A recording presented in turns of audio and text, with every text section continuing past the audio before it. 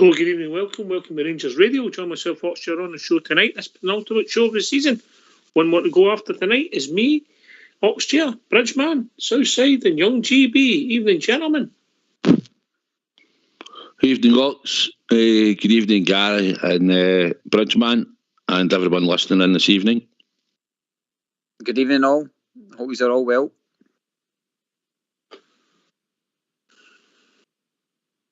Oh, we're waiting on you, Bridge. Can I just say a huge good evening to you guys? Massive good evening to the guys in the lobby and to all the Rangers fans that are listening in all over the world. Good evening. Welcome to Rangers Radio. Here. Well, tonight's show, celebrating my first Scottish Cup victory in 13 years. Hard to believe that, Southside. Aye, mate, it was. It was up to that point on Saturday. Aye, long time. And well overdue. We got it back. Who scored the goal the last time we won it, GB? Oh, Nacho Novo. Well done, son. 10 points to you. Yes. 10 points to you. Yes. Well, that was a Cup game. Yeah. I'm glad I wrote that down for you before the show, but there we are. How are you?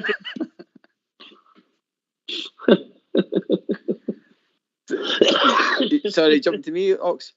No, your name's GB. I said, how are you, Bridge? Oh, sorry, Ox, I never heard you. I'm brilliant, thanks. I think I'm brilliant. Good, mate. And how's your good self, GB? Very well, Ox. Fully recovered from last week, mate. Yeah. Right, I'll tell you what we'll do, Southside.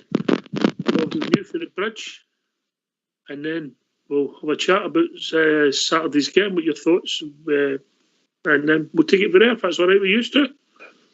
Aye, mate. Aye, looking forward to that. Let's hear a view from the Bridge.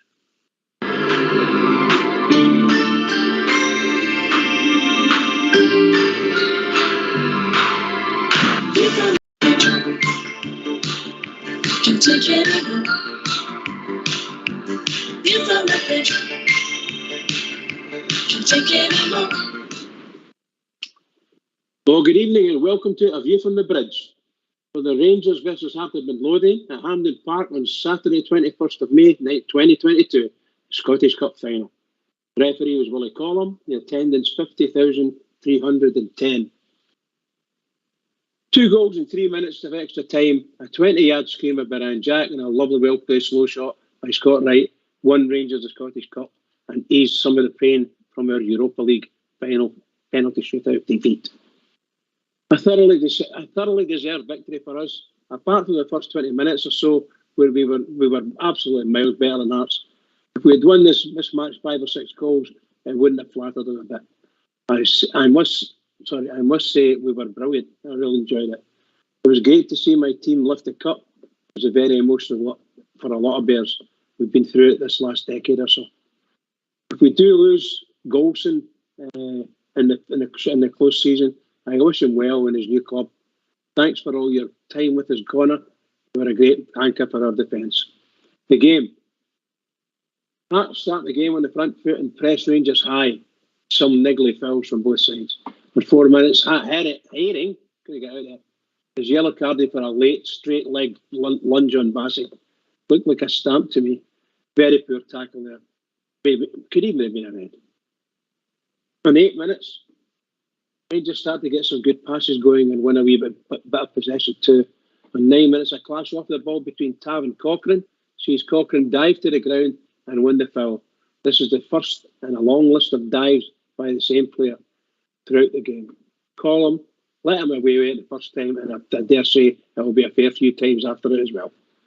In 11 minutes, a long high ball from Gordon, goalkeeper, is won by Sims. He heads the ball on down into Atchison, who slips the ball forward for Boyce. Gathers the ball and advances into the box and gets in a brilliant square pass across the face of the goal.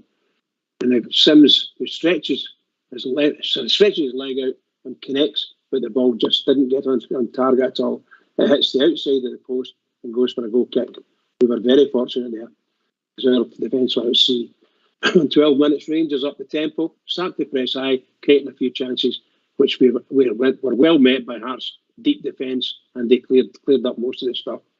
14 minutes, a lovely long pass And Golson beats Cochrane and finds Diallo just outside the box on the right, and he strides into the box and squares a lovely pass across the face of the goal, but Rangers just couldn't connect with the ball, and it's cleared. Brilliant play there by Rangers.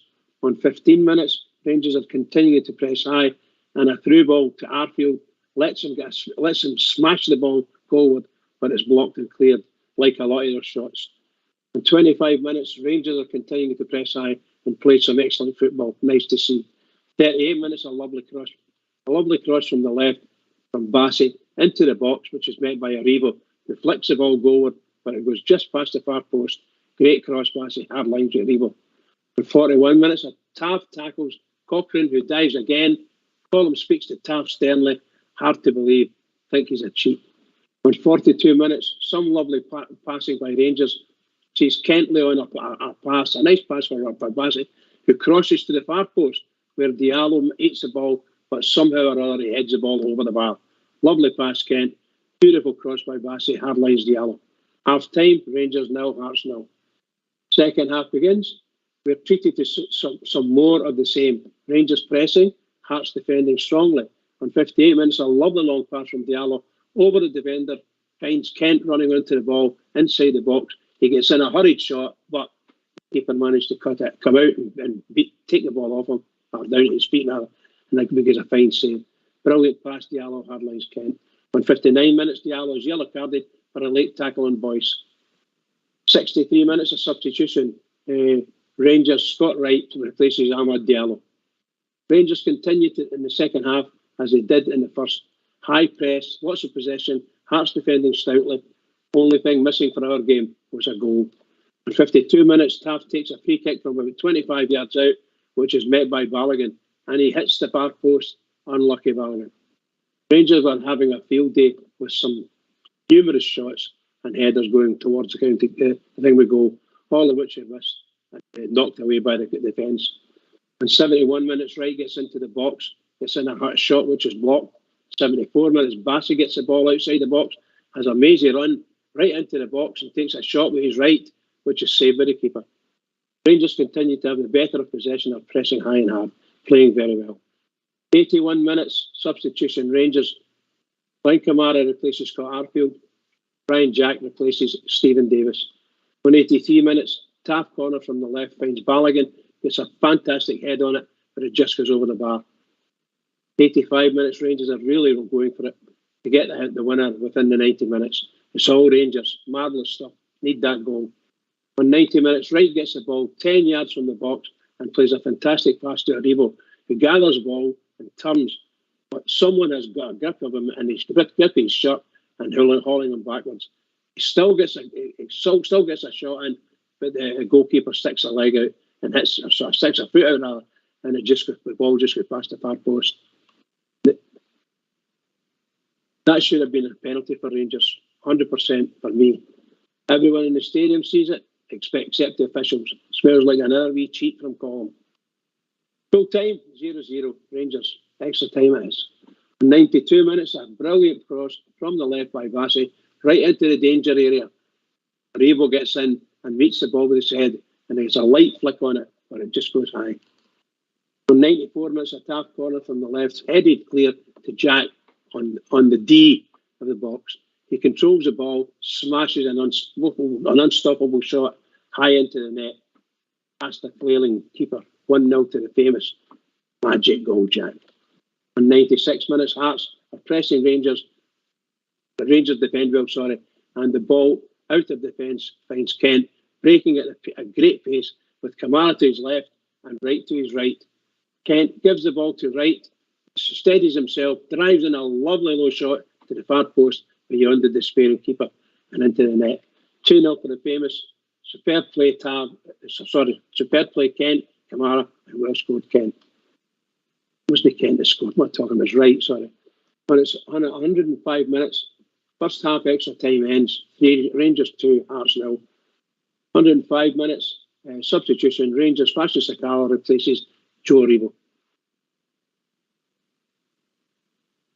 Second half of extra time starts. It's all Rangers, just take it easy, see the game out correctly and professionally.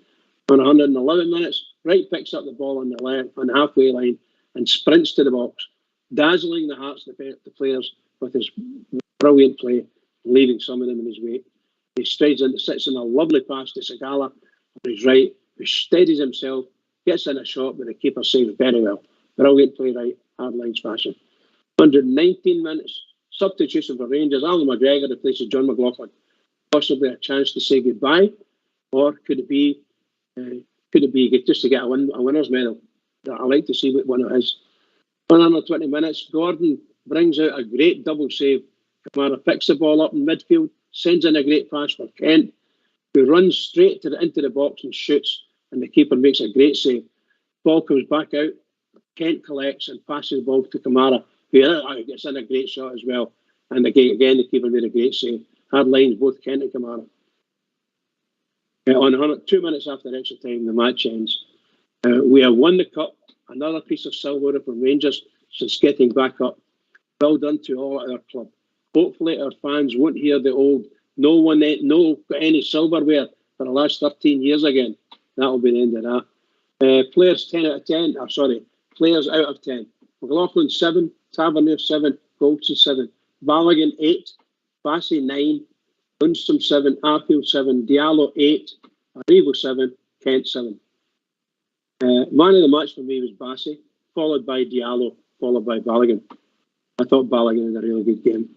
Stats: Rangers 60% possession and Hearts 40. Total shots 22 for Rangers, 5 for Hearts. Shots on target 9 for Rangers, 0 for Hearts. Corners 11 for Rangers, 5 for Hearts. Fouls 14 for Rangers, 10 for Hearts. And this is the end of A View from the Bridge. View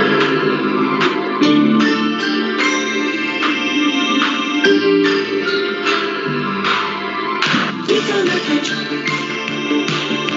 Can take anymore. View from the bridge. Can take anymore. Thanks for that, Bridge. I've got one critique to make, yeah? Go on, pal. I think you were very fair on your markings, but I can't believe there was only two marks between Calvin Bassey's performance and Scott Arfield, mate. That's a general. I like to just give them general. I know you're a man known for your generosity. Yeah, but Bassey was just outstanding. 9 out of 10 for me. 9 out of 10. Yeah. Okay. Southside. By the way, I was going to say, that's not the first game he said it. He's been like that the last 3 games. He's been absolutely brilliant, the boy. Nobody wants to come and buy him. Well, I think that's the trouble, mate. They're all lining up there. He's making waves all over the place. Southside. I gave Kent more than a 7 and all, Bridge, but that's just my opinion. I thought he played quite well as well. I thought we dominated the game, more or less, from start to finish. Thought only one team were going to win it on the day. Although we only had one shot on target, I think, in the first half. We controlled the game. We had a chance in 10 minutes. But apart from that, we controlled the first half. I think you'd agree with that, eh? Huh? Second half, we should have probably won it in the 90 minutes with the chances we had. But even going into extra time, I didn't think we were going to lose it, to be honest. I know it was quite a heavy shift for the team on the Wednesday night and that heat and that, but I still believed that the way we were playing, the determination the team were showing, I thought we'd only be one winner, and it proved to be Ryan Jack with a magnificent goal. Great goal, it was brilliant. Reminded me somewhere, although it wasn't just the same, but one at Ross County, Ibrox. He sort of took it like that, took the touch, but I think he volleyed it at the same time, whereas it bounced this time and he just leathered it with what a finish. Mm-hmm. And it was deserving, probably somebody like him getting a goal. He's had a lot of injuries for the past 18 months and out the team. So it was good for him, probably, to get that goal. And then obviously the second goal, when we broke away, we nicked it off of them in our own half. And I've looked back at it just briefly, and Scott Wright actually just ran for the edge of the 18-yard box, and we actually nicked the ball a wee bit further up the park slightly. And they make some run. Kent didn't give him the greatest of pass. I think no, it has to be outside his boot, mate. I'm not. He had to sort of check his sort of stride slightly, but then it gave him that extra touch, and he certainly finished it. I thought he done pretty well when he came on. Mate, it was a comfortable win in the end, I think, for us, and it was just a relief to probably just get it out the road, innit? GB, when you were watching the second half, I've got to admit I was quite anxious because I thought they're going to go up apart their first effort, or there's going to be an error here. You know, but if it was a boxing match, it'd have been stopped through about 70 minutes, mate. Easily, Ox. It was. I was surprised how dominant we were, especially after the exertions during the week. But we controlled Hearts, and Hearts have actually gave us some hard games this season. Although we've had wins against them, but they have been a tough team to play against. But that just probably shows the character of the team. And obviously, when you go to the 120 minutes, you're thinking it's going to be us. It's wilting a bit with the fatigue, but we seem to get a bounce going into the 120 minutes. I don't know if it was determination just to say, no, we're not losing this again today. We're going to go out and secure it, basically. So it was. I'll echo what Southside said. It was fitting that Ryan Jack got that goal and probably sent us on our way to winning it. Aye. Look, the criticism would be that we never finished them off, Bridgeman, in the 90 minutes. Yeah, that was the only thing I found quite baffling as to why we.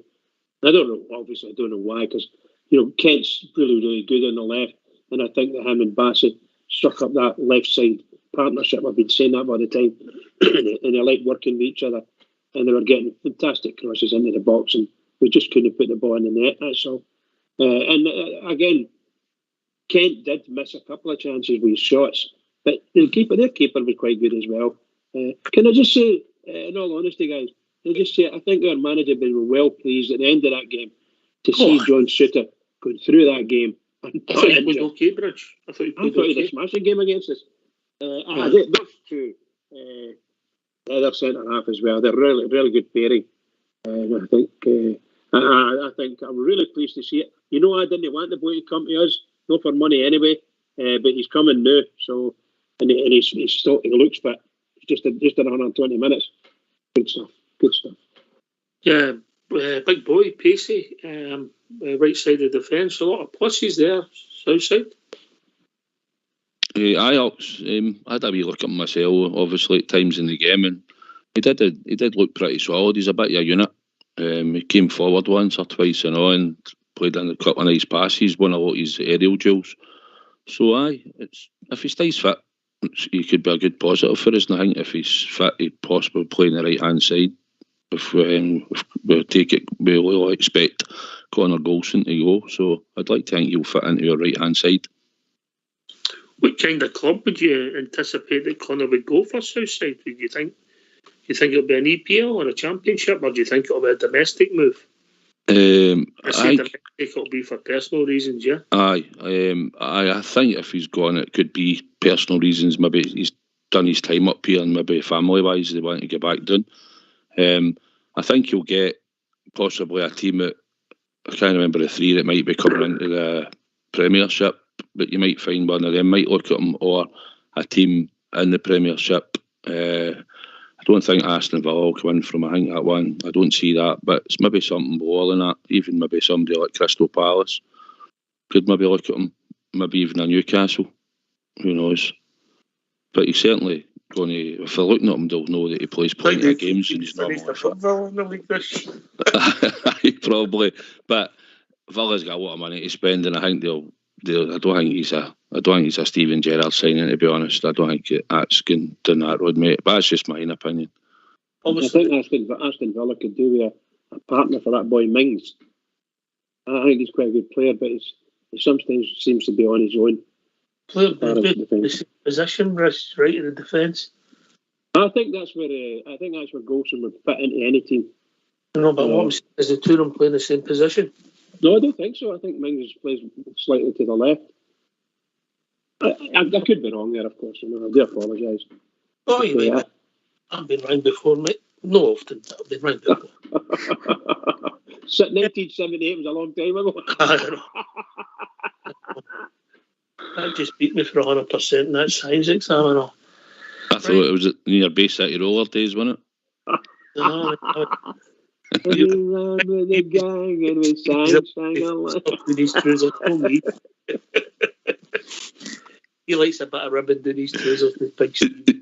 GB was like, who's the Bay City Rollers? I'm sitting watching it offline in my head today. GB, I mean, that was Coulson. If he looks as if he's gone by all accounts, there's nothing to the contrary coming out. I've got with our best wishes. We've part of a successful team. Some like maybe was one of the teams coming up. We don't know who's going to win the playoff between Forest and Huddersfield, or is it maybe somebody like Bournemouth or Fulham he's going to? We go with our best wishes, eh? It does. It's going to be. Do you know Conor Golson's developed his game at his time at Rangers, and they crosses even yesterday on Saturday the cup final that he puts in for, like, even Ahmad. There was that a couple of balls he put in for him, and balls he put in for Tav and our strikers early years and stuff like that. Like, they're going to be really hard to replace. He's really nailed that kind of pushing forward, and even at certain times he's been the kind of false striker, and he's been going into the box. So his game has developed under Gio, and it's annoying that he's probably becoming at his best at Rangers when he's leaving, kind of thing. But I think, like you're saying, a team that's maybe just getting promoted is probably the best fit for him. I honestly can't see him getting into like an Arsenal or anything like that. I mean, I think he's. This sounds bad, talking about a player that we are praising, but I honestly think some of the games he might get fun out down there just because of the pace and power a lot of these teams have got. But all the best to him. But I'm not, by the way, Ox, if he can stay, I would have him to stay because he's a good fit for the club. But if he's got to go, then goes with the best wishes. He's got to go. It's the old adage, Southside, the king is dead, long live the king, innit? You move on. It's fit. No, you have to move on. I mean, if it's purely for personal reasons, then we've got to accept that. It's just that there's not been a lot said since the last time, which was a wee while back.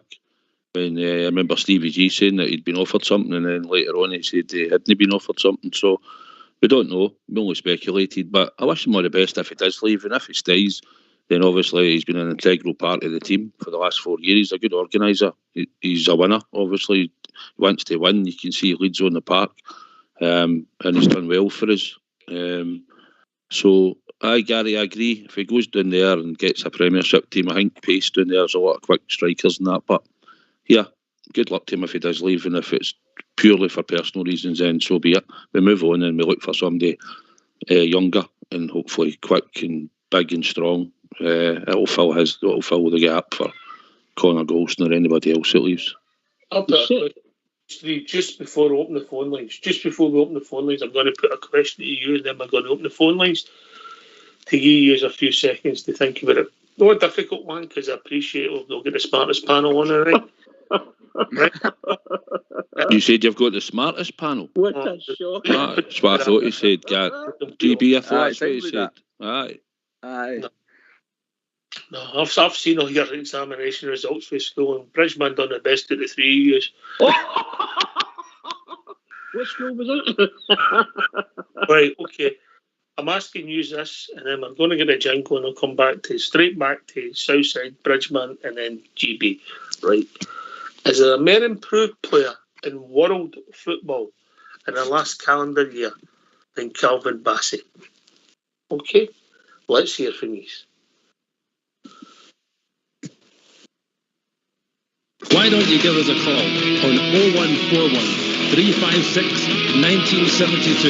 It's your show, it's your platform. Let's hear from you.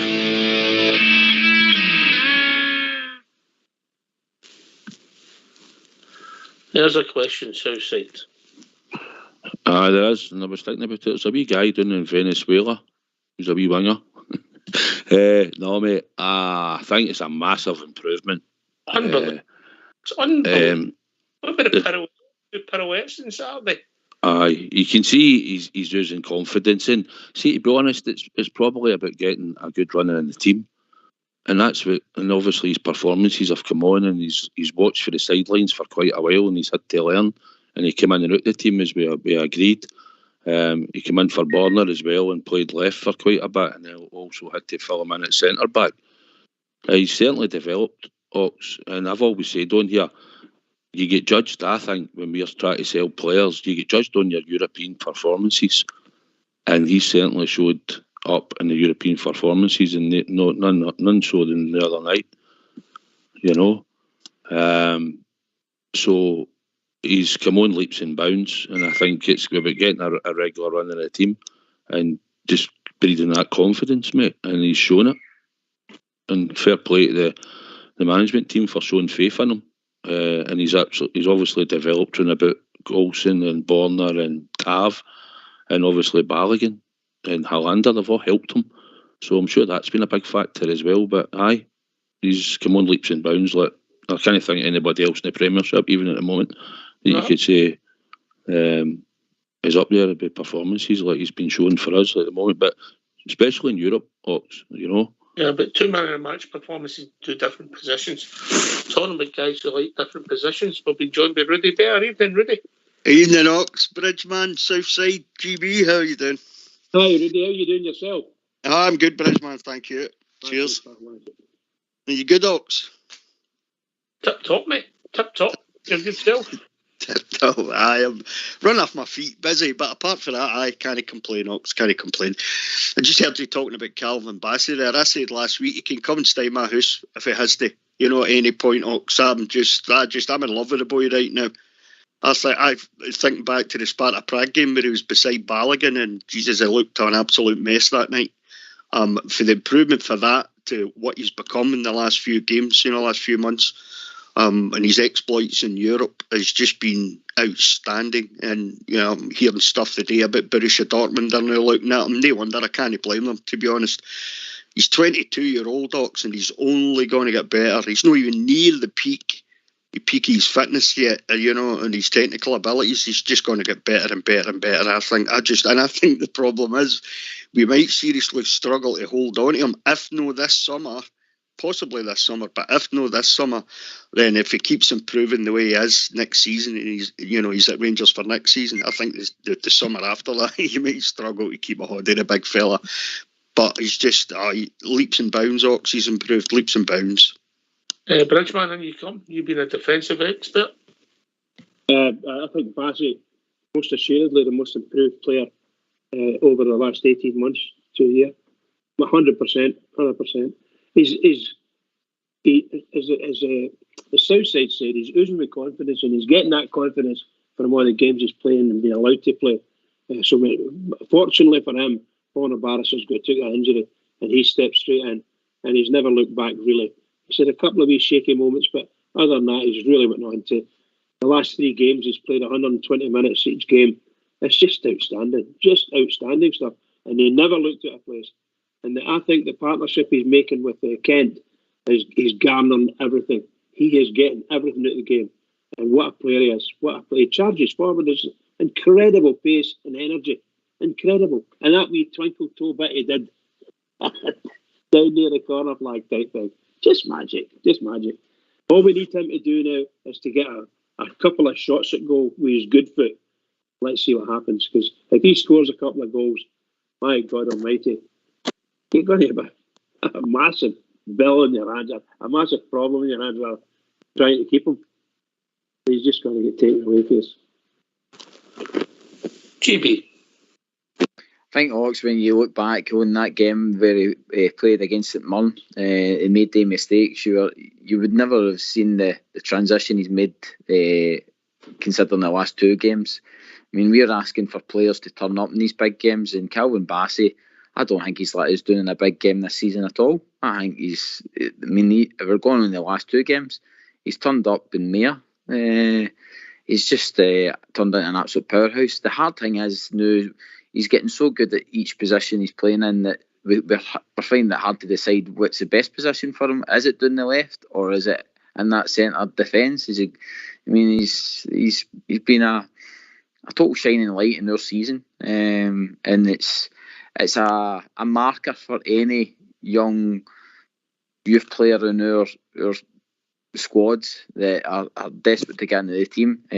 Hard work and perseverance, and a bit of luck, obviously, because Bassey's got injured and let him in the door kind of thing. But it just shows you when you get a young player a run of games, he builds his confidence, and you get the proper coaching behind you, there you go. You've probably got a £30 million player now.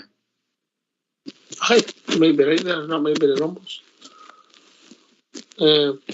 I don't think there is, Rudy. I don't think there is a player that's improved as much in the last year as Calvin Bassey in world football. World football, I would imagine so. I know that I'm any great expert in world football, but I watch enough of it to know, and I've certainly watched enough of Calvin Bassey this season to see the improvement in him. He's got everything, Ox. He's got pace, he's got the physique, and it's something I noticed, I think, in the last couple of games or so, maybe 2-3 games or so, that I've noticed about him. He's added to his game, which I think was lacking before when he's playing in the left-back position. He's now getting his cell down to the byline, and he's getting balls into the box now, which was something I think that was a wee bit of a negative for him sort of earlier in the season. They're obviously coaching him behind the scenes, at the training centre. They're wanting him to get down when he's playing that left back position, to get down to the byline and get the balls into the box. And he started adding that to his game. I'd love to see him score a couple of goals. I think it was GB mentioned it there. I'd love to see him get a couple of goals, because I just think he's a wonderful young player. He really is. And as I said, he's 22, Ox, so he's not even anywhere near the peak of his fitness and his development and all that yet, certainly as far as centre-backs go anyway. And he's got his cell into a position now, Ox, where he's one of the first names on the team sheet. When you think when he came in nearly 2 years ago, you'd never have said that at the beginning, but now you're looking for him to be on the team sheet every game now. You're expecting him to be there, and I know with Barisic having his injuries and stuff like that, struggled a bit to get back. Barisic's form hasn't always been great this season, but Calvin is, I know you could still say that Barisic is probably technically the better player of the two. But I don't know. I like his enthusiasm and his pace and all that. Well, I know that's the point I'm getting at as well. Maybe he's no anymore, Ox, because he's added stuff to his game that he didn't have at the beginning of this season. Through the coaching, I would imagine that he's getting. He's definitely for me first name in the team. One of the first names in the team sheet, Ox. I'll put it out there, Southside, if it's all right with you, with a wee straw poll, and I'll get on the panel. And this is a tougher question. Oh no! Oh dear. Centre back. LB for left back, CH for centre half. That's not too difficult. Southside. LB. Rudy. LB. GB. LB. Bridgman. LB. Okay. We'll just see what Old School Blues in charge of the poll. Just put it out there and on Facebook, etc. LB, CH, what's his best position? That's some compliment to the boy. We've even got to ask that. Southsider. Aye, I think we all agree that he's not the greatest at heading the ball. Yeah, he's still to develop that part of his game. If you're in the left back position and you didn't win your header, usually the ball will go down the line. But in centre back positions, you've got to win it, or it goes in behind you. But I think that's about the only thing you can sort of criticise. He's still to pick up positional sense when he's playing the centre back position. But if Gio's going to play a 3 at times and whatever, and we've seen the development in him and what he's actually been doing, face centre back and left back. But in my opinion, I think he'd be a better left back. That's where I see him.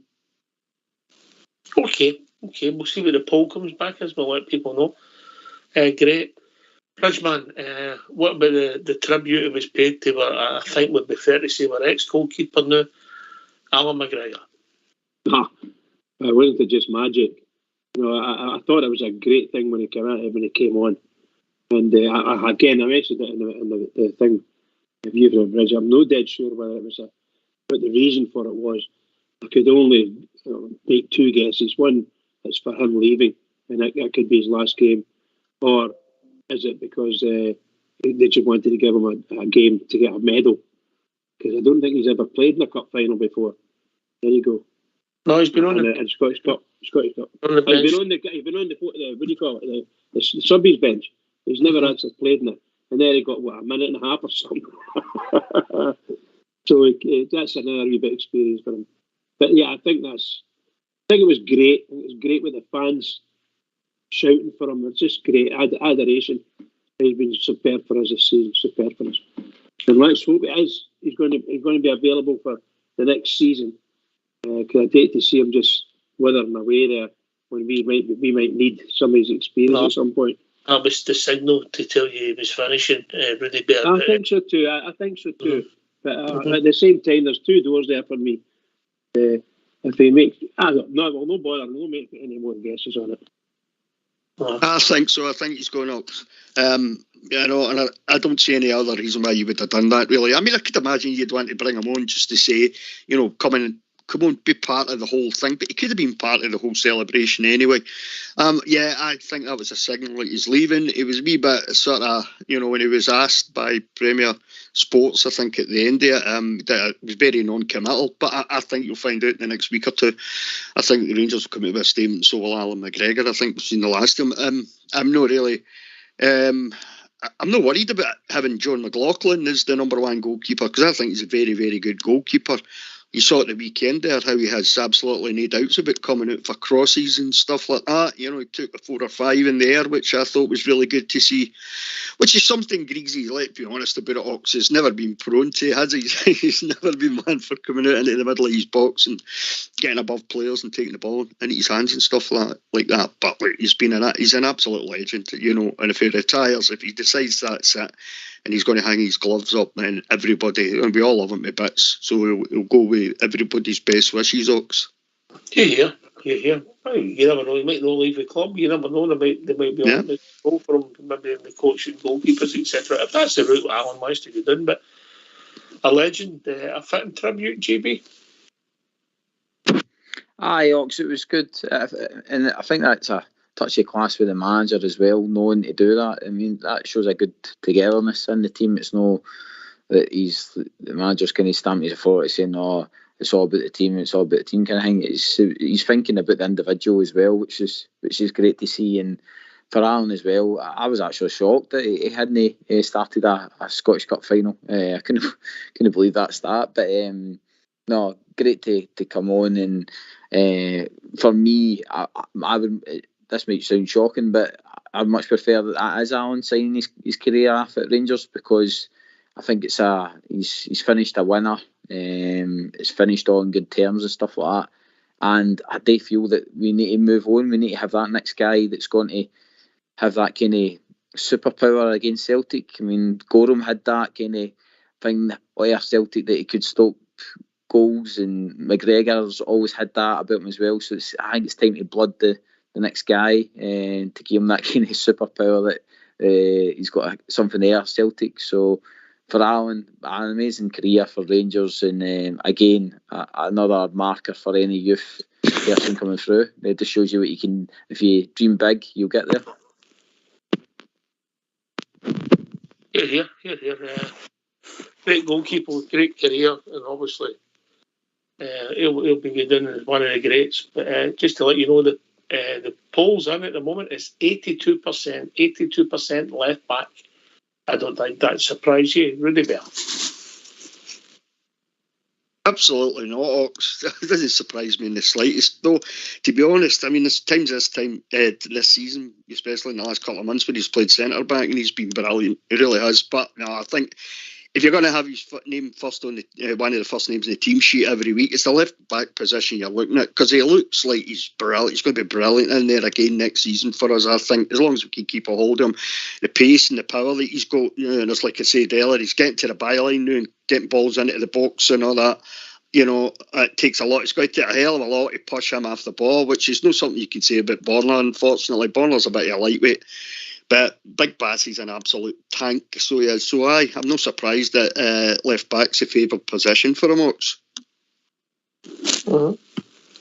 Aye, not a man, mate. I just think it's magnificent, and he seems like a genuine, decent bloke and a real team player, Southside. And then he marshals that back when the other centre backs go forward, and you're not really worried about anybody's pace against them. No, that's the one thing. Probably because we're seeing more of them week in, week out. You've seen the pace. I mean, he made that slip on the Wednesday night against Frankfurt, and then he go to sail back, into the box. It was some run back, but going forward as well, he's just a unit. and he's shown confidence, and he's just developed, mate. He's just absolutely developed this season. So it's a big change for us to see him develop so quickly. I think we've seen a potential, but when you're sometimes flung in at the deep end more often than not, you take your chance, and that's what we keep saying. If players come in, take your chance, and he was in and out, and now he's in the team. And like Rudy said, as long as he keeps progressing, we look for him as to be a permanent fixture in our team next season. All right. Sorry. I'm just going to cut across your bridge. We've been joined by I'll come right back to you. We've been joined by Andrew Freakootson. How we doing, Andrew? I'm brand new Oxshire. How are you? How are you, GB, Bridgeman, and Rudy Bear? How are you all? Well, thank you. We're fine, thank you. Right, good. Good, Andrew, thank you. Yeah, great. I just wanted to phone in and talk about Calvin Bassey. The improvement for that guy has just been unbelievable. In my time in football, any player that's came from another club and come in and basically really started his career and done what he's done in a year, I've never seen that ever in my life. Never. I think the boy's got potential to be one of Europe's best left backs or even centre backs. I believe he's going to be at a team that's maybe I don't know if he'll go to because he's only 22. He's going to go to maybe a. Carry on, Andy. Carry on. Maybe he's going to go to a Premiership team and then end up like a Bayern Munich or something. That's my personal opinion. Because if he's improved that much in 1 year, then what's he going to be like in 3 years, guys? Well, it doesn't always work like that, does it? It doesn't always work like that. But I get your point. He's been magnificent the last few weeks, and to get, is that for a Rangers point of view, the last two matches, to get man of the match in both the massive games, Bridgeman, is some accolade, but also in two different positions. It's some accolade, isn't it? Yeah, when you think back to the start of this season, and Gerrard was looking at the guy and giving him his other chances. He was bringing him on, and now Gerrard goes away, and Gio comes in, and the first thing he does is he picks up on the boy and he sees what qualities he's got and what he can add to it. So not only was he getting the good stuff from Gerrard, he's getting the good stuff now from Gio, and that can only be really, really super for him. And I'm so pleased for him. I really am so pleased for him because he is a genuine player, and you can see he never say die, and he was ramping up and doing that wing yesterday. All that good job, just fantastic. What was the point? What was the point? What was the point? Well, it was to do with the Gerrard bit. That was at the very start there. Because he's been with two managers this season. So that's a lot for a youngster as well, He's building himself up to try to catch the manager's eye, and the first manager that is. And he's managed to succeed in that through Barisic being injured. But here we are with a new manager. And now he's all the confidence in the world now. He's pleased two top managers. That's my point. He's done the business. Right, yeah. I think we've been joined by Dave. Evening, Dave. Evening, Ox. How we doing, Evening, pal. I'm fairly good now, settling in. At least for one son's over there. It's not been a barren season, which it could have been. The point you're making, well, for me, left back for the position, but they're asking if there's a more improved player in Scotland. No, in the world, mate. In the world. Well, I think it's kind of silly going that way because he wasn't even in the top four in Scotland. There's four players better than him. And somebody's opinion. I never said he was the best. What I said is the most improved. Aye, but what I've seen, he wasn't even in the top four. The boy Ramsey. How ridiculous is that? That just shows you how sad and pathetic these How people are. corrupt it is. Mm-hmm. It really is. But it's just that point. It's just to say Scottish football, the way we get treated. Another thing we're on about Scottish football, seeing the Europa Cup final, do you think they would have done the same to the Germans? Turned the water and everything off and no enough water for them? Didn't give them the banners and flags and that to fly? I think the banners were the last minute were not back because they were on bamboo poles. But what I would want to know is who'd signed that before the boys took all the efforts to get them there. And I think there's again a potential own goal for the people involved with the club. If ever who's been I'll use the word liaising with the fans group and UEFA. There's been a breakdown there and another own goal. And don't get me started on the fans on Ibrox. Southside. It was a shambles, mate. See the stadium was I'll say it was a dump. If you've got to walk along a bit of concrete that's all uneven to sit in a bucket seat, there's a few people fell. When we scored, we just thought we're going to go crashing down these seats in front of you because there was nothing there to stop anything. When we got into the stadium an hour and 10 minutes before kick-off, we went to the kiosk, the wee kiosk that was there, and the guy was just pulling the shutters down and said I wasn't selling anything. So therefore, there was no water for you to go into the stadium. Stunning for the amount of time that we stood to watch the game in an hour before it. Eventually, somebody managed to get wee plastic cups and they used the tap water that was in the toilets. We got the 3s or 4s shared, I think it was 4s, or shared 2 cups or 3 cups between us of water. And then I went down just before extra time and there was no water in the toilets at all, and the same at full time. So there was a lot of, that was a major thing for all the supporters that was there. The heat was unbelievable as well. You're talking about probably close to 37 degrees that night. And it took some effort for that team to play the way they did and run about the way they did in that heat, because I'll tell you, it was really, really hot. But I think when UEFA's going to start picking stadiums and stuff, they need to look at the venue, the heat that's going to be involved for team and supporters in an open stadium without any shade. But for not having any water for any, mate, it was disgusting behaviour. There was a few people ready to pass out and that. It was some heat to stand there for that length of time, to be honest. Could have been fatalities here because it was ridiculous. And the thing is, they wouldn't dare do that to the Germans, because the German FA or whatever, they'd have hammered them because they'd have been right in there, whereas we did nothing about it. And the game itself, I think Rangers, they played the occasion more than the game, and I think the fans were much the same, because I've been in Seville a few times, and it's supposed to be allegedly the hottest city in Europe. And a couple of times I've been there, it's 41 and 44 degrees, and you just can't go out in that. That's just, and I think the fans with the burying and all that got dehydrated. It must have taken it out of them as well. But I think they played the occasion more than the game. That's for fans and the club. But it's a great achievement for us to get there. It really was. Mm-hmm. And what did you make of Bassey's performance? Yeah.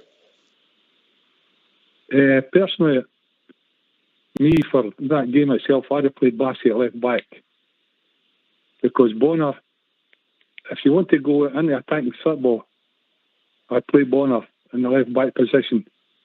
But for defending, I'd have played Balogun and Bassey at left back. That's just my personal opinion. Because if you just want to go there and sort of contain the game, and because as you can, Bonner is not the best at defending and being the game now. And personally, that's just my opinion. Bassey was outstanding. It was the man of the match. I agree. Rudy, first time we've won the Cup in 13 years. The Giovanni, obviously, it's only been with the club 6 months. It's not the end of the world, is it? Absolutely not, Ox. We cannot gripe about the point stroked in the league. He hasn't brought a player in of his own. He's not time to build a team that he wants to build. He's had to run with what he had in the squad. And, it was disappointing. The league thing was disappointing. The League Cup semi-final against Hibs was nothing to do with him. He hadn't even taken over by then, obviously. The following day he took over.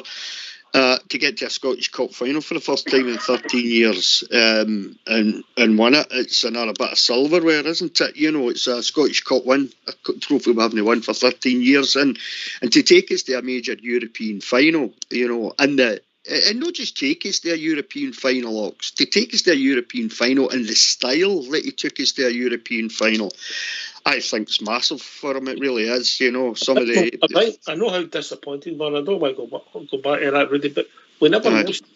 He never lost his game. It was penalty kicks, mate. Aye, exactly, Ox. You're talking about 19 games of football in Europe. Started at July away last year. 19 games of football in a European competition, and you lose it with the very last kick of the ball, and it's a penalty, and a penalty shootout. You can't.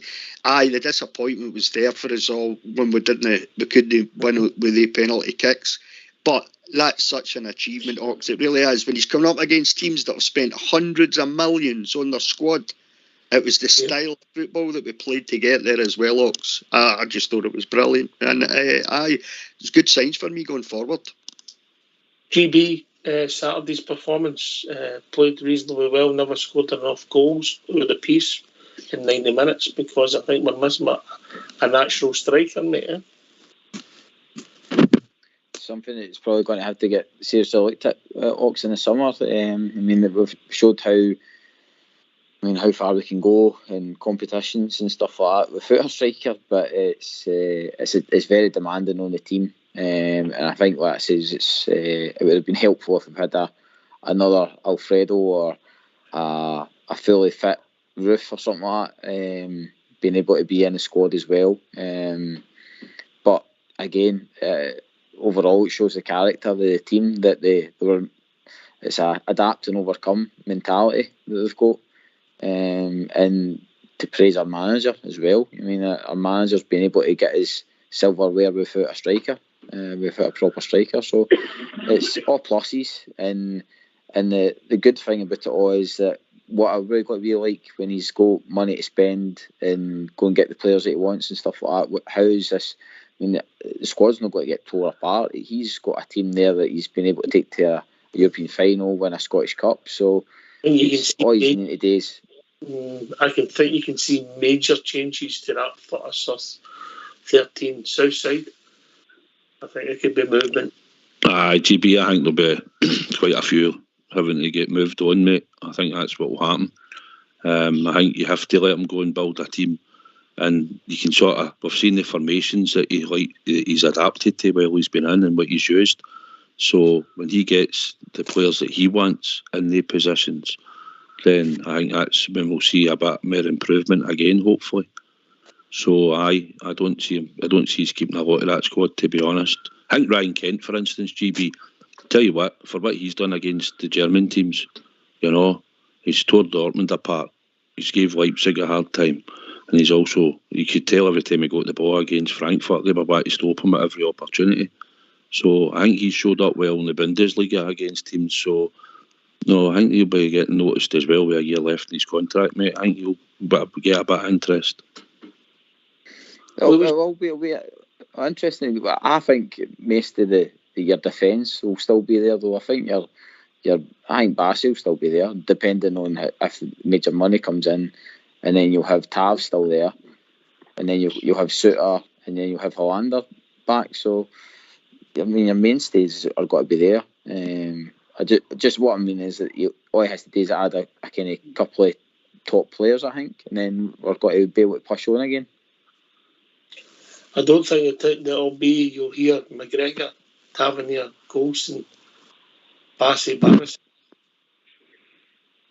No, definitely not. But I mean, like, as a full squad, I don't think it's got to get torn apart. Like there's got to be like 20 players out the door. I think he's still got a good nucleus, a squad there that he can use, because he's proved that he's proved that he can get them to a final. I mean, maybe your Arebos, Kent, possibly, but again, I mean, Kent's not really hit the heights he has in the league, so I mean, maybe teams will look at that and say, well, being honest, play one way in. His numbers, his performance, the South Side rightly said against the Germans, was excellent, but his numbers are atrocious. His goals and his assists in the league in that early season are atrocious. For a guy with so much ability. I'll let you come back in that South Side before I take that bridge. Aye, I know what you're saying, but you can see the way they play when we play in Scotland, and he gets doubled up or trebled up on at times. He doesn't get a lot. You get more space in Europe. Hadji gets more space in Europe. He looks better as well because you get that bit more space. So for me, I'll agree. He needs to score more goals. He's probably assists, probably only too bad. Probably if you probably count up, I don't know. You need to probably look for the season, but I don't know. But you can see what he done against them, and it's certainly Frankfurt marked him on the Wednesday night. They were wanting to stop him at all costs, and I thought he played quite well. He should have probably hit the target earlier, the one before he hit by a post, and that at times he's claffed it. But for me, Ryan Kent will be a player that teams either in Germany or even in the continent, but especially down in England, there'll be one or two teams looking at him and thinking he's worth getting, And if he can add these numbers and assists, then it's all worth it for them, whatever they pay for him. Last word before we go to the tune, Davey. Yeah, for me, Kent, he doesn't look up often enough. When he's on the ball, he's doing and he's more concerned with trying to beat 2 and 3 players. If he don't look up a bit more and play other guys in, and quite often he wants to cut inside. He wants to cut inside and have a pop with his right foot. That seems to be his game, but as you're saying, the stats don't lie. For goals and assists, it should be higher. Aye, I agree with that. But I think some of his performances have been excellent, Rudy. Aye, absolutely. I mean, his European performances, but if only Ox would see the performances and in the SPL. I mean, Southside's right. He gets doubled up on, trebled up on, but he's the highest. He's one of your top players. You paid $7 million for him. Sometimes you expect a bit more Ox for him. And I really like that, Ryan Kent, because I think on his game, you see the performances in Europe against like Dortmund and Leipzig, he scared the life out of them. Absolutely scared the life out of him. When he's top form, he's unplayable. So he is. I remember reading an interview at the beginning of the season. One of the Aberdeen players, might have been Considine, and he said before they played Rangers, they sat down and discussed how to stop Ryan Kent. And he says, and we basically don't have any ideas how you stop him. We don't know how to stop him. Well, he didn't really show that in the league this season, I don't think. And as you say, his numbers are pretty poor for what you'd expect of him. I sometimes think in Ox that his shooting's abysmal at times. So it is, I would expect him to be a bit better. Does he want the ball? Shushing. His shooting is it's terrible at times, Ox. It really is. There's loads of times when I saw him have a go and it's skied out the bar, or it's by the post by 5 or 6 feet, and you're just thinking he should have done better there. But on his game, he's unplayable. It's just that he's not consistent enough, Ox. It's certainly not in the league anyway. All right, okay. Well, maybe get other people's opinions. Well, listen, lads, if you don't mind, get yourself in mute, because we're going to have a tune.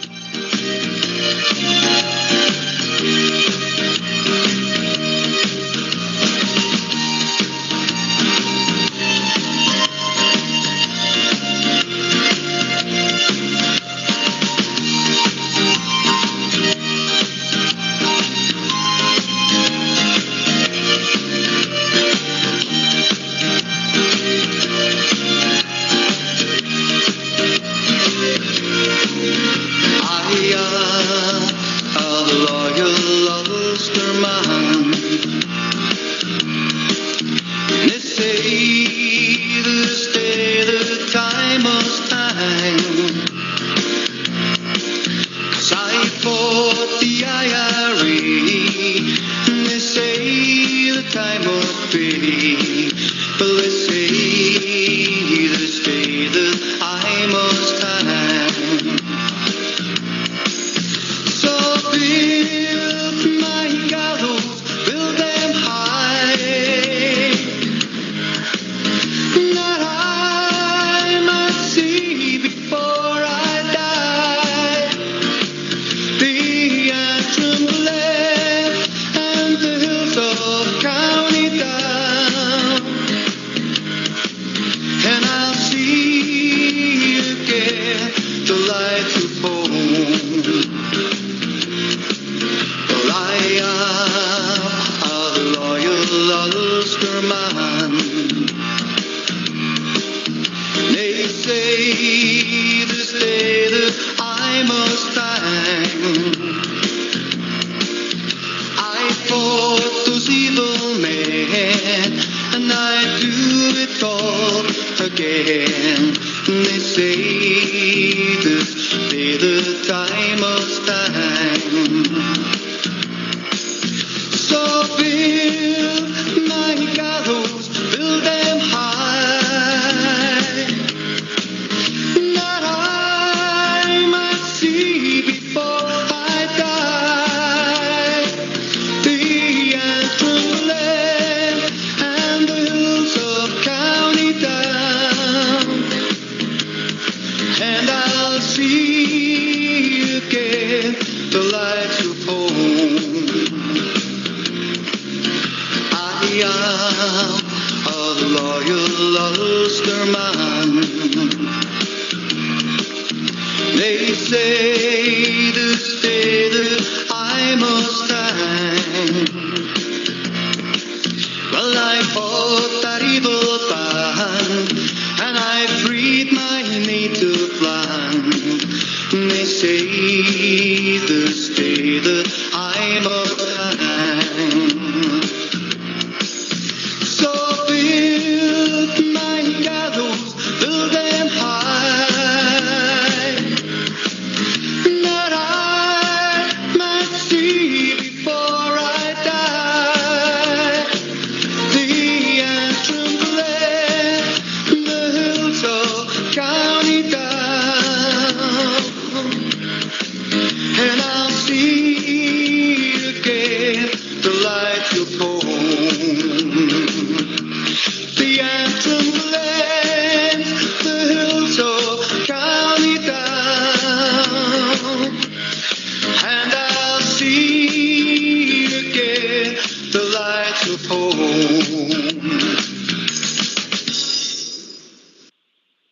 Why don't you give us a call on 0141 356 1972. It's your show, it's your platform. Let's hear from you.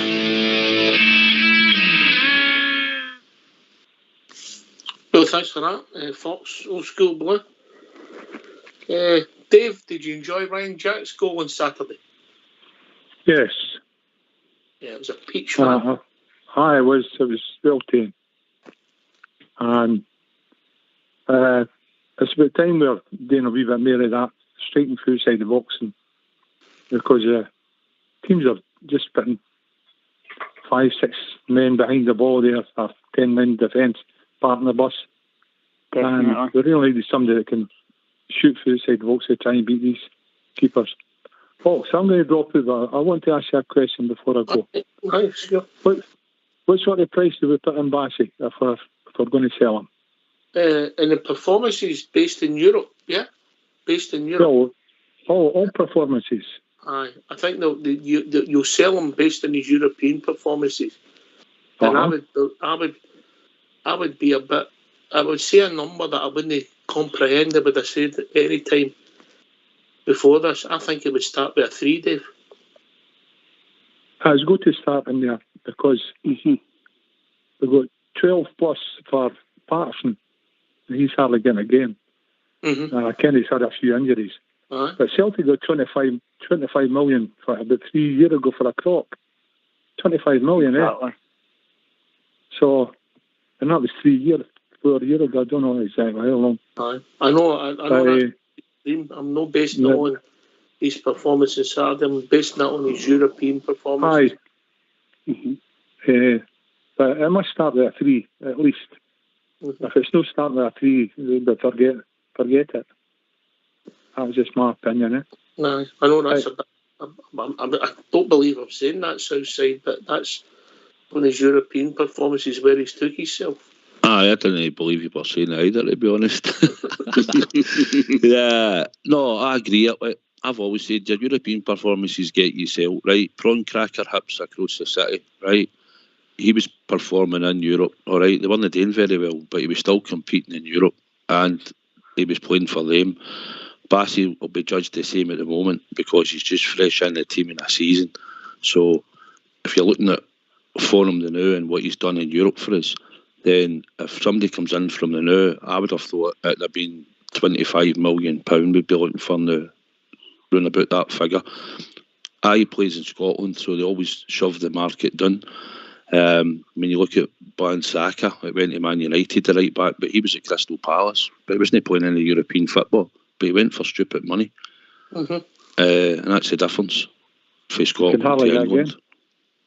Aye, but that's what can happen. But once you make that move, the expectation levels get higher, and there's big expectations at our football club for a start. And at the moment, he's playing out his skin. So, but he's got 2 years left in his contract, and he seems as if he's quite happy at the moment. But when the big clubs come calling and it's English Premiership, then sometimes people have a change of heart. But hopefully, he'll stay another season anyway. At least. I think on his European form, Ox. I think on. Sorry. You'll be on the naughty step, mate. No, all right. Dave, thanks a lot, mate. Hey, Ox, I'll let the other people come in. Thanks again for taking my call. Enjoy the rest of the evening. Cheers, guys. Thanks very much. Bye. Bye, Dave. We'll be joined by Alex Fawisher. How are we doing, Alex? Oh, no. Good evening, Bridgeman. Good evening, Oxford. Southside. Rudy. Good evening, Alex. Everybody's in the panel. Brilliant. How you all doing? You did, Alex. Family, Alex. That's some introduction. I'm so proud of my team. Absolutely thrilled that we managed to get the cup there. And that was well overdue. And it's a thank you to the club and the supporters, basically. And a big shout out to the supporters and all that was at Seville. Because you know yourself, you're out there, you're selling. That was horrific out there. A great trip. But the stadium, how the Christ that passed to get for a European finals beyond me. It was a disaster waiting to happen, to be quite truthful. But there you go. So the most important thing is to win that cup and at least use a bit of silverware, because it'd been injustice if we went the full season and never won a trophy. No, there's obviously the circumstances of Wednesday night. It's gone, we've lost. Fantastic. Does winning the cup, does that make it a great season, or just a good season? Well, basically, when we lost the cup there on Wednesday night, let's be quite truthful, it was just for a penalty. Mm-hmm. We played 120 minutes there, and there was nothing really between the teams. If it went into extra times, you know yourself, we looked at that stronger. So we take that out. Everybody was gutted. Let's be quite truthful. I got up the road there, and I happened to miss my connection. I had to hire a car for Birmingham up the road on Saturday morning, so I missed the cup. I missed the cup. Sorry? I drove past there Saturday morning. Oh, did you? Hi. I missed what you call it. I hired a car, out of that Eurocar at Birmingham Airport, and I came up the road and I missed the final. I was too tired. My wife woke up and I watched it on television and that, but I was ever so glad for the boys and that they got the cup and that. But as you're saying there, what do you call it? What kind of season is it? The most important thing was to win that cup there, because if it had went the other way, Oxford, see if Gino hadn't won that cup, you know the support, how fickle they were. And it might have turned out a bit different. So that, as I said before, that was the most important, to get that cup. And at least it proves, and we're a right good team, I know, we're a right good team. come close season, that would make a few new signings and that. We'll even take it to another step, because we've played absolutely fantastic in the both cup finals, and I can't fault the team one bit. And as I say, the support is unbelievable. I knew they were getting a bit of stick up here. The people didn't realise what it was like in that stadium. No water, and yourselves. And you had to be there. 35 to 40 degree heat, bouncing off you, everybody dehydrated. It was amazing. And walking, yourself on that concrete and that. As I say, I don't know how it got a pass to be fit for a European final. Get in there, getting security, let's be quite truthful. You've seen it yourself. God knows how the Germans managed to get a tifo in their flags and flares, because we get searched, and I'm talking about a right search. So it was absolutely wonderful, but a wonderful trip. Met that many good people over there, I know, and a lot of good Germans I know I met, so credit to them. If we go to lose the cup, it went to them, so I wasn't too bad that way. But the most important thing was to come back on Saturday and win that Scottish Cup, and we've done it. And I'm ever so pleased.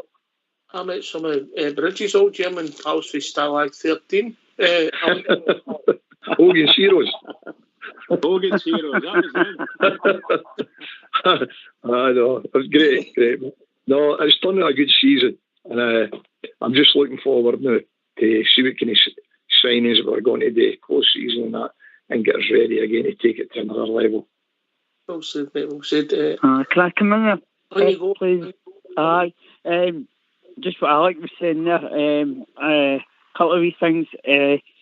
I didn't go to the actual. I didn't have a ticket for the actual stadium, but I was at the Bet Stadium. They had plenty of water and that on and stuff like that. But outside, we were getting searched and everything. Blah blah blah. They were taking people's medication. A young boy had his insulin and all that took off him, thrown into a bin. It was absolutely terrible. People's portable chargers and everything, all the vapes and all that, and then the posts are standing in the front, it's smoking away and all that. Do you know what I mean? So that was a bit annoying. But going on to the cup, as Alex said, we're delighted to win the cup, and do you know what I mean? And I knew a few signings during the summer. A few good boys to come through as well, and it's as I said yesterday, I fully believe we'll retain that league, and hopefully go on a good run in Europe. Yeah, Rudy Baird, come in, mate, with your point you're going to make, mate. I don't know what the point was, sorry. I can't remember. I think it was sorry, Rudy. Do you know something? Oh, Calvin Bassey, that's what it was. Aye, how much?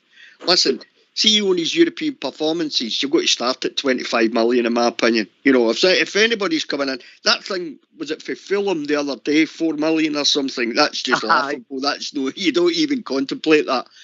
But you tell anybody that phones up, start at 25 million and let's talk. Because boy, I'm telling you, Ox, that boy's going to be a superstar in the future. And I know you could say he's only 22, it might not go that way for him, blah, blah, blah. I don't think that's going to be the case with Calvin. Calvin's nowhere near his peak. He's going to be a superstar. And it wouldn't surprise me in 3 or 4 years' time, you see that boy in a Champions League final or a big European final with the likes of Bayern Munich or something like that. Honestly, Ox, I think he's their type of player. Yep. Right, is that what I said, Alec? No, 25 million to start with. Start there, aye. I get it, mate. I get it. I can't believe we're saying this, but that's how much I know. The boy, Alex, in you come. Calvin Bassey. The world's his oyster. Yep. I've got to agree, if there's no a better improved player, as you say, the world, and that takes some saying, a Rangers player. And all you've got to say, what about Leicester City? They must be really sitting there absolutely sick. That boy's, what do you call it, come up to the Rangers. And they've not the greatest defence last year. And I'm just glad we got him. Left back, unbelievable. And I'll make a statement now about this boy. Now, Tierney's felt poor way, and he went for 25 million down to that Arsenal, and he played some games in Europe. Never anywhere near the ability of that boy. We seen Tierney when he was a wee boy under 7 right through, and he had the talent. But if he went for 25 million, what's Calvin Bassey? And the statement I'll make the now, they'll all be out looking for him. They'll all be looking at him. And see Italian football will bend there for that boy. He's absolutely fantastic. And you say in Europe, never mind SPL up here, European football. That game last Wednesday night, Hello. you tell me a fullback that can lose the ball. I've got a crochet. How are we doing, Stuart? Hello, Oxide. I'm doing well, my friend. I hope you and the panel are doing well also. Very good to speak to you, mate. Carry on. It's just to add really to what others have already said. It's just, I feel we live in exciting times. When earlier on the season, when our former manager left and Gio's come in and just sort of taken the team that he inherited from Steven Gerrard forward, and whilst maybe not all of the results went the way we wanted them to go, I think he's achieved great things. I think the team have been fantastic. We couldn't ask any more of them last Wednesday, and I think on Saturday there was a really solid performance, and I don't think 4 or 5 would have flattered us on Saturday. Guys there speaking about start at £25 million for Calvin Bassey and that. Why not? The guy's been brilliant. But Lundstrom, he's come on leaps and bounds as well. Scott Wright as well. I never thought he was going to make it. His goal there on Saturday was outstanding. I actually think it was a better goal than Ryan Jack's goal. So Gio's obviously got something there that's adding to that team. So I'm looking forward to next season already. All right, okay. And you come, GB? Oh, sorry, Ox. No, I think we're talking about the season and stuff like that, but I mean that between what we've earned on our cup runs and the European run, financially, it's been a fantastic season. I mean, cups aside, I think this has probably got to be the biggest money earner season that we've had in a long time. Yeah. When it comes out next, well, the finances will be out. What? Ox, you'll know better than me. When they've got to be out? Summer? Christmas time, mate, before you get the results, mate. Christmas, approximately November time. Can you get the money for Patterson as well? Aye, and Gerrard, aye, to be fair, aye. But even at that, like a full, that's his full season, home and away games, and I don't know how much they would have earned on Wednesday night as well. I says it's going to be. There's no excuse for the board not to help our manager. That's all I'll say in the summer. Aye, okay. Stuart, fantastic season, great season, good season for you. How do you rate it? Great season. It's an exciting time to be. Well, it's always an exciting time to be a Ranger. But for me, this season we went all the way and within touching distance of lifting that. Because for me, we have to put that European trophy the foremost. They're just one kick away for winning it. Brilliant, and it excites me that he did that with the team he inherited. None of his own players. We'll see who he brings in the summer, and I've been listening to chat tonight about who's staying, who's going, how many do we need, all this kind of stuff. I'm sure he's sat down with his own staff already and given that some serious thought and put feelers out about people he could bring in. I'm sure he's already been given an indication of how much money is likely to be available to him. But if we have any influence over the board at all, could you tell him, don't go for 25 million, let's just keep Bassey and build a team around him? Aye, that would be my preferred option. Absolutely, that's what you ought to do, build the team around about the fella, but the way it is in world football and that, we've all taken notice of him, and he's definitely put us on the shop window. But you're right, it's got to be 30 upwards. I don't want to lose the boy at all, but what an improvement of player. And I'm just glad we've got him. Fantastic young boy. And a lot of good boys in the Rangers team now. They've got to remember this as well. And once Gio makes his couple of signings in there, we'll take it to another level. And I'm sure we'll have success again next season. Well said, Alex. Well said. All right, we were looking for good boys. We couldn't find any. But we've been joined by Alex Kelly. Evening, Alex. Oh, Kells, yo! Good evening, Oxshire, Bridgeman, Rudy, Alex, anybody else that's there? How you doing, Alex? Evening, Alex. Good evening, Alex. Good evening, Alex. Fine. How's Southside as well? We're missing me. I miss big Southside. Enjoy Seville, boys, yeah? I think so. Fantastic, Alex. Absolutely. Aye, it's good. It's good to hear the Rangers support getting a wee bit of reward for the exertions the players have been through this year. So glad everybody enjoyed it.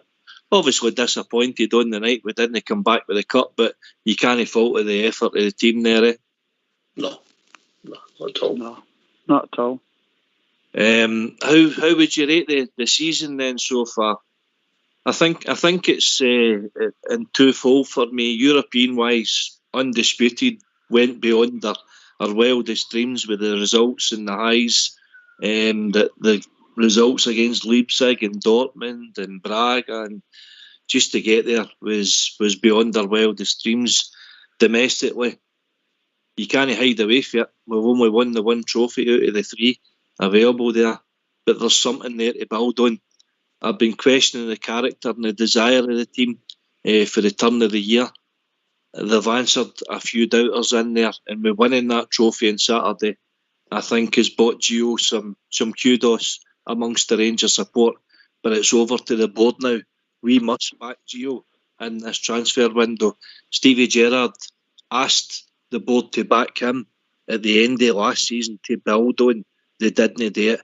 They must do it with Gio. If we want to get to dominate domestic football again and winning trebles here, we must back Gio. So it's over to the board. League Cup, Europa League final every day of the week. Southside. Aye. To be honest, I'm still disappointed we have no won that. We never won it on the Wednesday. But I understand the amount of effort that the players have put in. I'm the same as you, Alex. I'm still disappointed because at one point I still thought we still could have won the league, apart from a couple of results either side of the Dortmund game, and especially against Dundee United. But the human effort that the players put in to get to the final, you know, and like I said on here before, I never thought I'd ever see Rangers in our European final, you know. So, but it was just disappointment when you left. But I understand it was a magnificent achievement for that whole squad. And also when we come back and we've won the Scottish Cup, which we'd failed to do for 13 years. So, the players deserve a huge amount of credit, and so does the management for where they've took us this season. But I'm still disappointed that I really thought we had a great chance. I thought they were a good team, but not a great team. But on the night, I couldn't fault the effort for the whole squad and the players. And like you said, Alex, that heat was unbelievable, and how they were running about. When we scored the goal, after jumping about for about 30 seconds, man, you were ready to collapse again. So how the players humanly played for 120 minutes, and that heat was unbelievable. And as you said, Alex, the stadium was a death trap. You know, it was shocking. But we've got to move forward, and the season is what it is now. So we look forward to next season, and the board, they need to back the manager, 100%. But the support have to back. We'll have to go again. It'll be season tickets, my chairs. All the revenue streams they open up. It's a continuous flow, Bridgeman. Yeah, 100%. Mine is well started. I've got my season ticket. Very happy. I'll be doing the My Jers this week. But I have to say, all the Rangers fans need to do it. And they will do it. Oh, magnificent, mate. Magnificent. Yeah, just fantastic. You know, and we've given them one of the things that we haven't seen for a number of years, a good number of years. So we've got the league the previous season, we've got the Scottish Cup this season. Maybe next season we'll be able to join them up and go for a double, and throw in a League Cup with that as well. So you need to get the players to, in their minds, they've got to say, we're going to win all these things and cheer them up for it. But the runs in Europe have been nothing short of electrifying for me. I've never seen anything like it. Think of that last one at Ibrox. My God, I've never seen anything like it in my life. The place was it was absolutely jumping.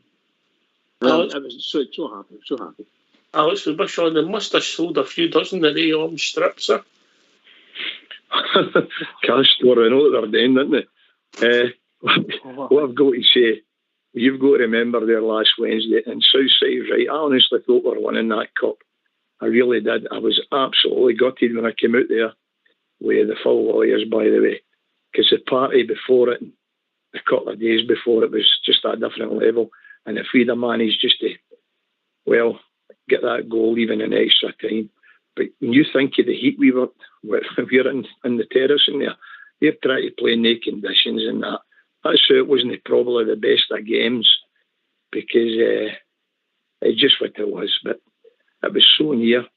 But what I've got to say about the team is the fitness levels of this club is unbelievable. To go all the times, extra time, and come back and play it again, it puts you in big Wallace's team. When he always said, he always turns. Sorry. Alex, Giovanni's team improved the fitness of that team to a different level for Stevie G's team. Absolutely,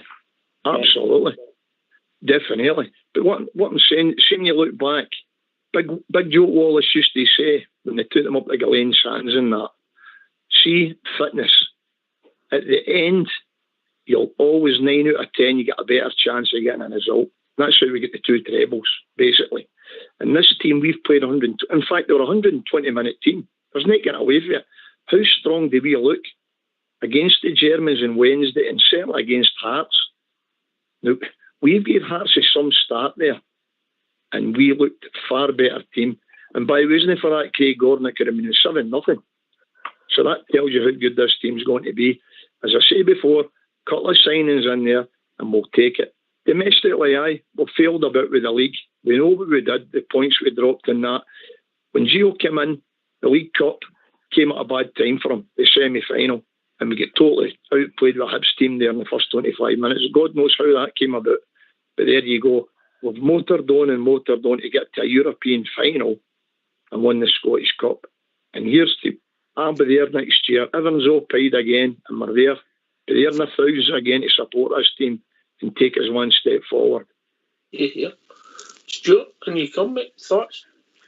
Why, I think we continue to move forward, and if we move forward at the pace we've done so in the last 12 months or so, or last 24 months when we got 55, and then this season they're going to have to put or build on the Govan stand because there's people waiting for season tickets, and just get more people in and make the club even bigger than what it is, and just continue to expand. And it's not just a dream or just a desire for it to happen. It's a reality. If you just continue to grow, then everything grows with it. AK, can you come, mate? Listen, the reward is unfortunately it didn't come with Europa, but what it has done is it's put us on the map. You know, people have stood up and took notice of Rangers' results this year. The way Owen Hargreaves and Martin Keown and that have been speaking about it in the BT and TalkSport respectively. They've noticed, and I'm pretty sure the German clubs have noticed, English clubs, Spanish clubs, you know, right across Europe. Rangers are back. You know, Gerrard has built a squad of players there he's gave us our club back. He's gave us our respectability back on Europe.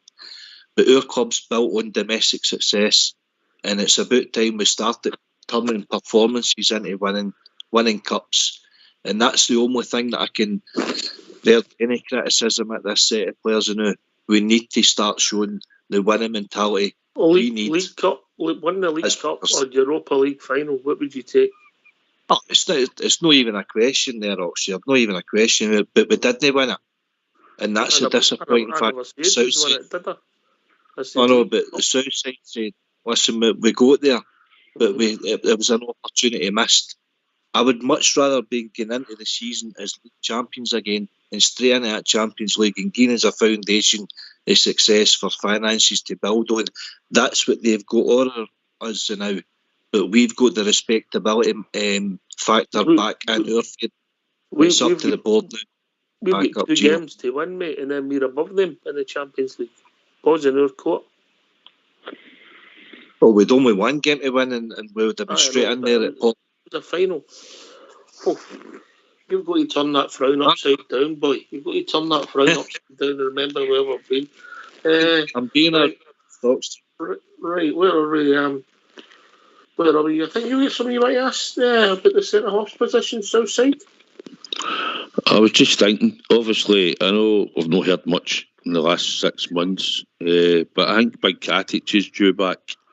I'm wondering if Gio will have a look at him when he comes back and assess him and see what he thinks. The only thing I would say about Big Katic is he is good in the air, he's big and he's strong, he built his cell up, he's got a bit of pace about him, but he lacked sort of passing ability at times. But I think for the Scottish game, playing centre back, he's made for it. But I'm just wondering if anybody thinks that Gio will assess him, or do you think we'll just never see him back again? Oh, I'll go to the centre half expert, Bridge. Well, I sympathise greatly with what you're saying. I think that we don't know, do we? We just don't know if the manager's got him in his mind at all. Obviously, he's going to start to look at everything, every player that's in our books. He hasn't seen him. So they need to go and get him, call him back, and let's see what he's like, because can he be trained? Can he do a full pre-season? Or have we just came to the end of the contract with him? I don't know. You know what I mean? It may in fact be his contract's up, and he just stays wherever he is. But I'd like to think that Gio would be looking at him, but he's not played for us at all for a long time. So whether he'd be able to fit in there, whether he'd want to fit in there, I don't know. I just don't know. I would hope that Katic gives himself a chance and does a business for us, because a lot of fans love him, absolutely love him. They love the way he fights for everything, and he's a big fella, and he looks after himself, a bit like Bassey. It'd be tremendous to see someone like that back at the club and to see how he's doing. But I don't know. I really don't know. Andy? Aye, definitely. 100% agree with what the guy says there. I'd like to see Katic come back, definitely. Let Gio have a gander at him and see what he thinks about him. And, you never know, he could come back and just bloom again. You could give him bloom and just be a Can you watch your language on here? We don't have any blooming on here, all right?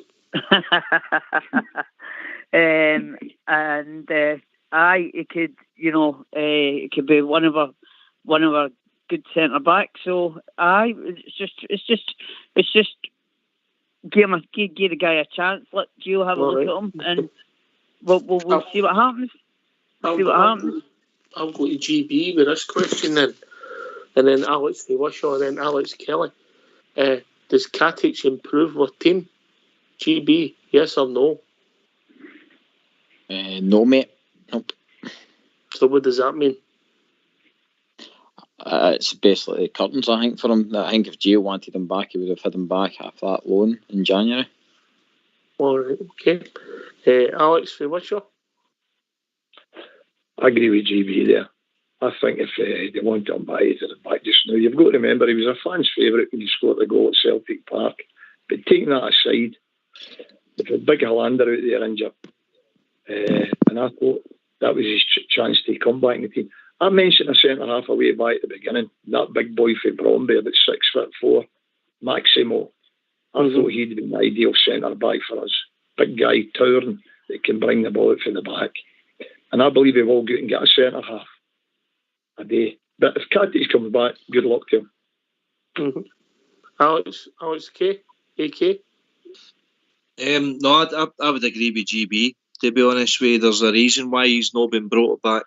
Obviously, we'll have people out there assessing how his performance with a Duke split. If they don't think that he's good enough, please, board, no, don't go for the cheap option of bringing back Itten when he's clearly not good enough. I think we need to cut our losses and move on.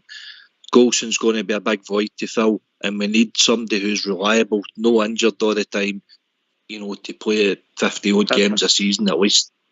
It's a fair point, Alex. It's a fair point. Southside, come in with your thoughts, mate. It's Katic we were talking about, Alex, and Witten.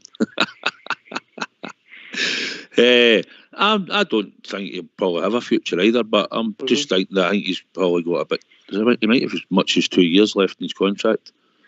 So I just thought he might come. Obviously, he'll come back, possibly, and he might have a look at him. But the thing he lacks is taking the ball out for the back. He wasn't too good with that when he was first in the team, but he was all heart. He was good in the air. He was strong, physical. He was good in both boxes for set pieces. But he lacks that type in his game. But I just wondered if it's maybe Gio didn't send him out on loan. And like we say, we had a lot of centre backs at the time, so we didn't maybe necessarily have to bring him back. But I'm just wondering if he does come back, Gio might have a look at him. I don't know, but whether he's got a future or not, that'll be down to the management. And it probably will only be us. Well, you never know, stranger things have happened. Calvin Bassey coming into the team and then being worth £30 million. Stuart, stranger things have happened. Absolutely. Your name's no Stuart. No, I know. Oh, shut up then. Stuart. I'll tell you what, Ox. If I was Katic, I'd be phoning, texting, I'd travel to Scotland and bang on Gio's office door, begging to be given a chance to come back and try my hardest to improve to get into that team. Who doesn't want to play in a team that plays in European finals? I think all the points have been made, the fact that we had a number of centre-backs available to us, but now with Goldson likely to leave, Hollander, he's injured fairly regularly. We've got Suter coming in. But I think there is an opportunity for him, and he's under contract, I think I heard somebody saying, for a further 2 years. So if I was him, I'd be making myself the best I could be, and I'd be contacting the boss and seeing if he could be willing to take a look at me. Mm-hmm. All right. And you come, Andy. I know you were sitting there quietly.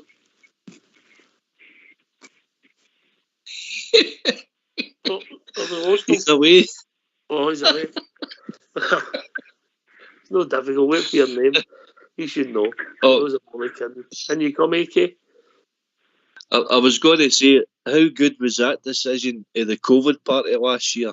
No to automatically sack Nathan Patterson and big Calvin Bassey. They've saved the club a fortune. Potential, mate. Potential. If you hadn't had it, you would have been on your jaws.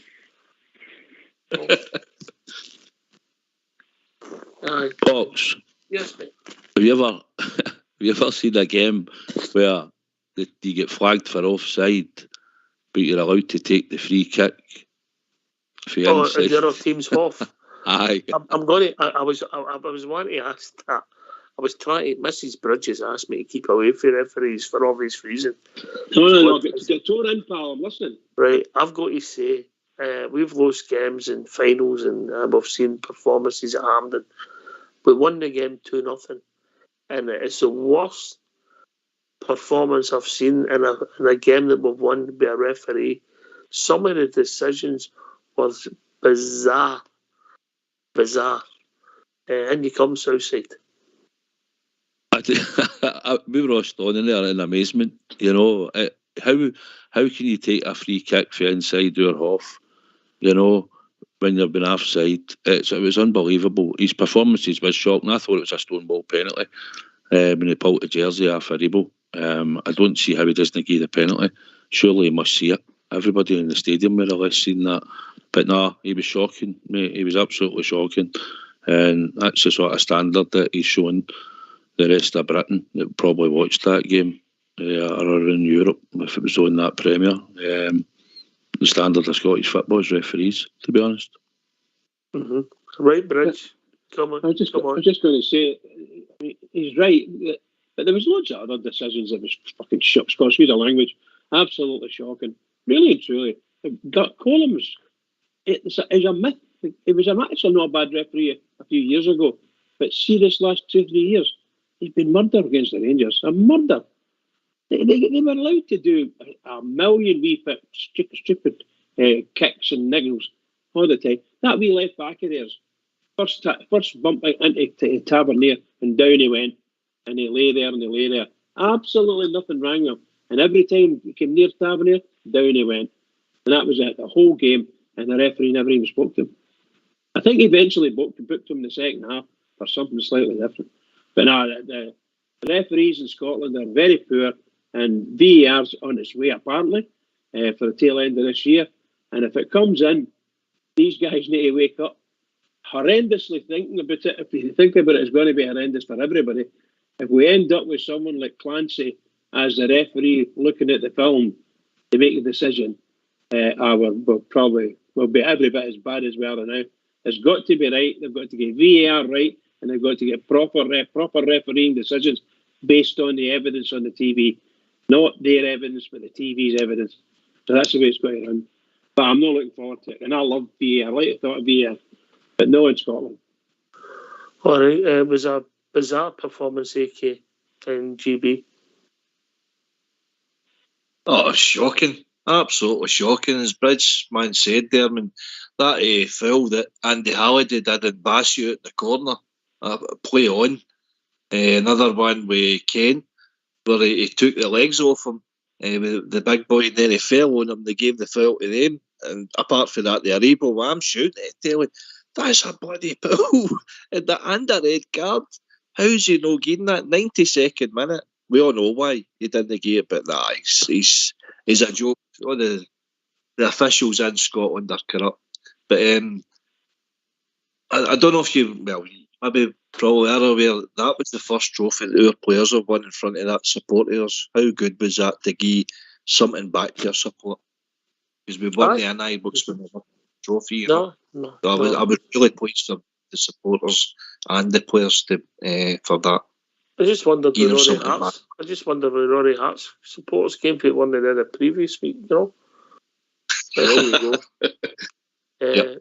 The referee, GB, bizarre.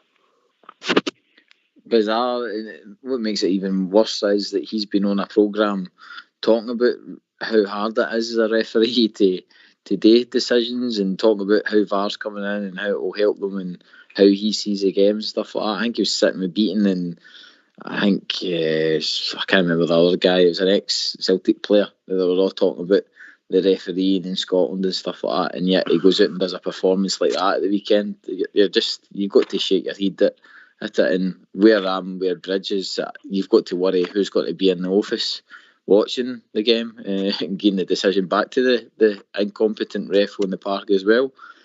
You just hope that it's obviously with VAR coming in, they've got to be full time, and there's a wee bit of more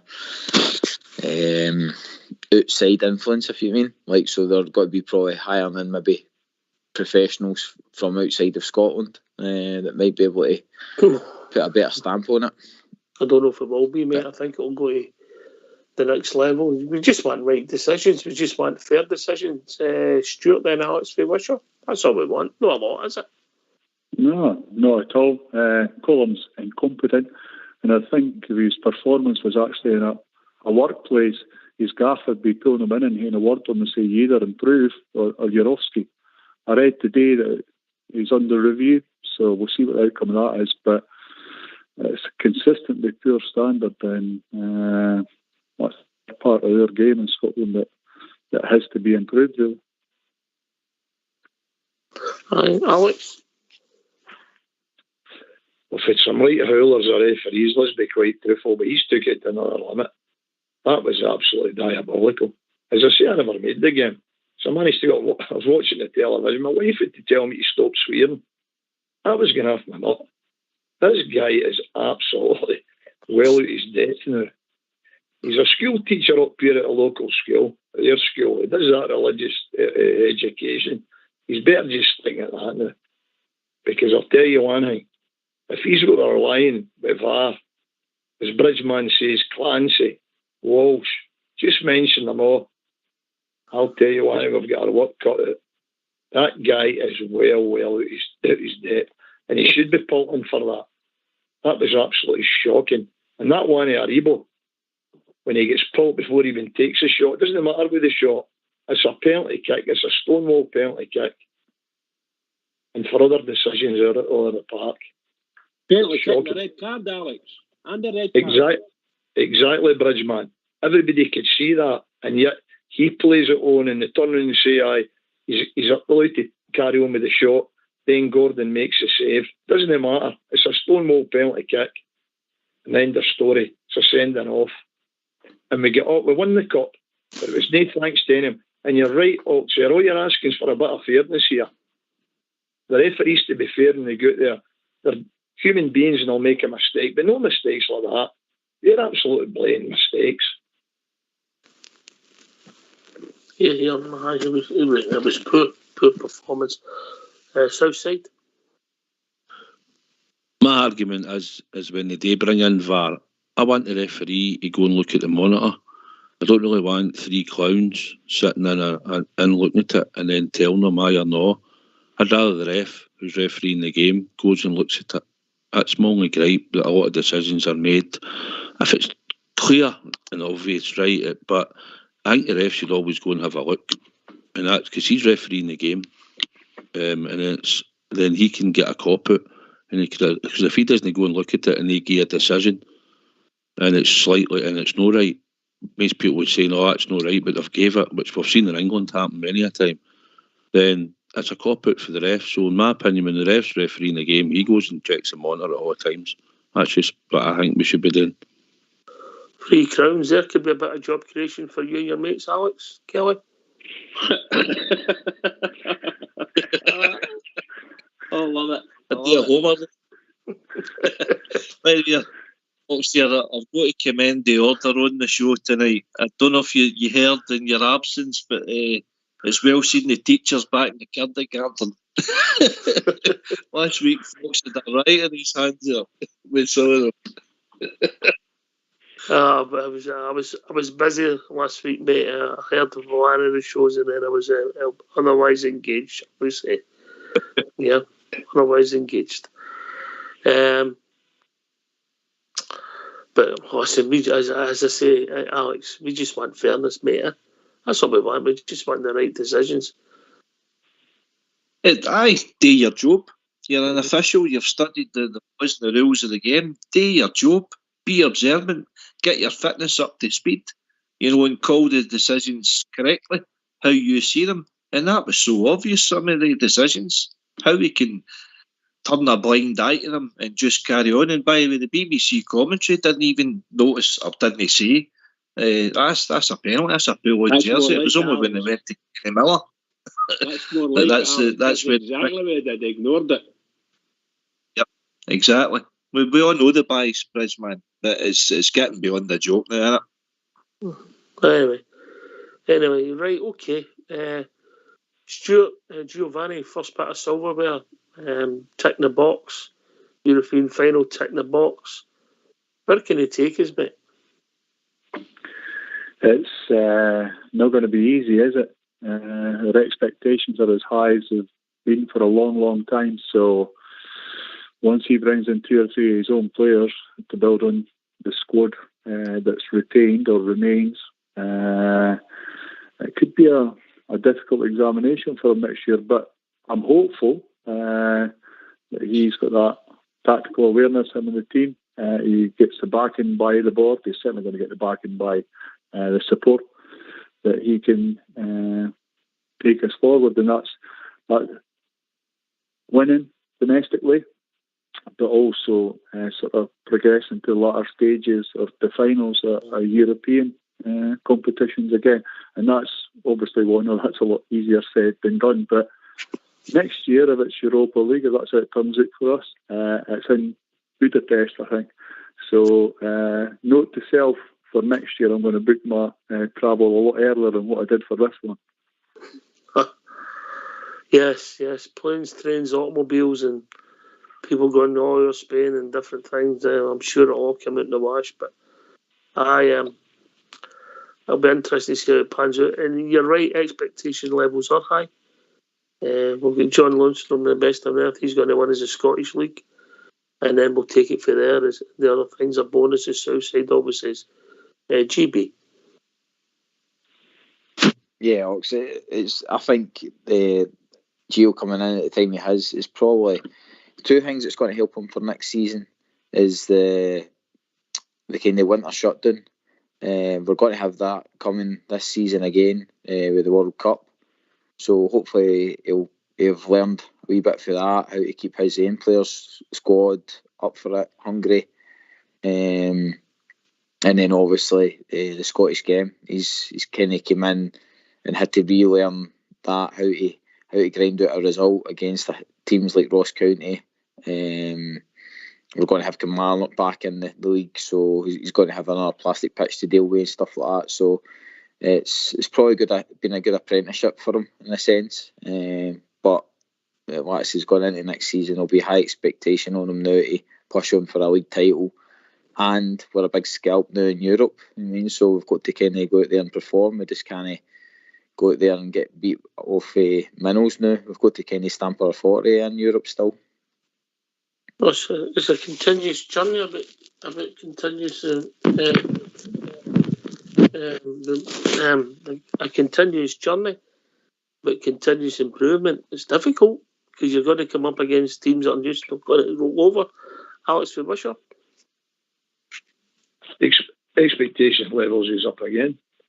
Well, obviously he knows the game inside. He knows the Scottish game out. So I'm looking for the treble and a good run in Europe. Okay. That's expectation levels that the Rangers support's looking for now.